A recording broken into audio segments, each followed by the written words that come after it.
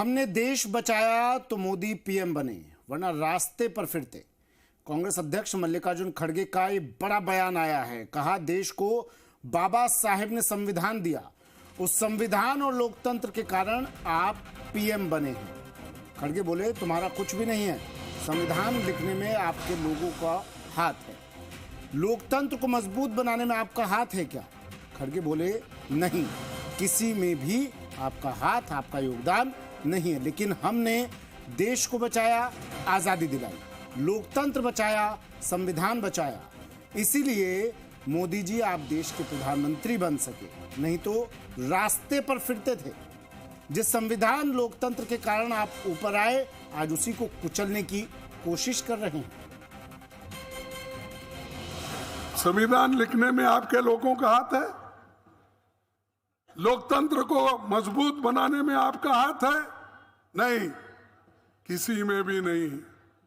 लेकिन हम देश को बचाए, आजादी दिलाए, डेमोक्रेसी को बचाए, संविधान बचाए, इसीलिए मोदी जी आप इस देश के प्रधानमंत्री बन सके, नहीं तो रास्ते पे फिरते थे। शशि मोहन शर्मा मेरे वरिष्ठ सहयोगी हमारे साथ फोन लाइन पर जुड़ गए हैं।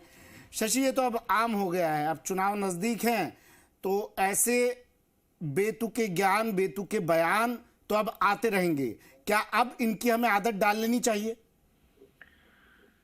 नहीं सुमित, ऐसा तो नहीं कह सकते कि आदत डाल लेनी चाहिए, क्योंकि अगर हम इस सोच के साथ आ जाएंगे तो कई बार हम इसको चलता है रवैया अपना लेने लगेंगे और हम भी संवेदन शून्य हो जाएंगे। लेकिन चाहे कांग्रेस हो चाहे बीजेपी, भाषा संयम सबको रखना चाहिए।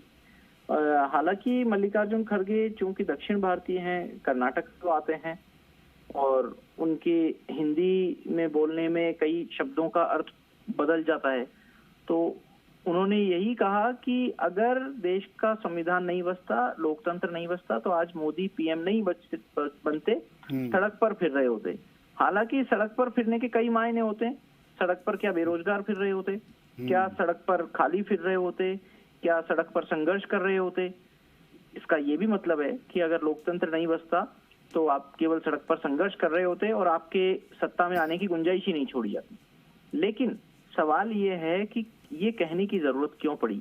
क्या कांग्रेस को लग रहा है कि बीजेपी लोकतंत्र को पूरी तरीके से खत्म कर रही है या करना चाहती है? और क्या वाकई ऐसा कुछ हो रहा है या सिर्फ ऐसा कांग्रेस का अनुभव या कांग्रेस को का नजरिया है?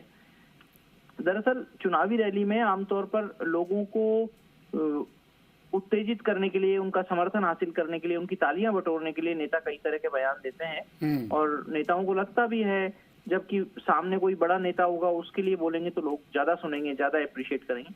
फिर भी कई बार इस तरह के बयान निकल जाते हैं।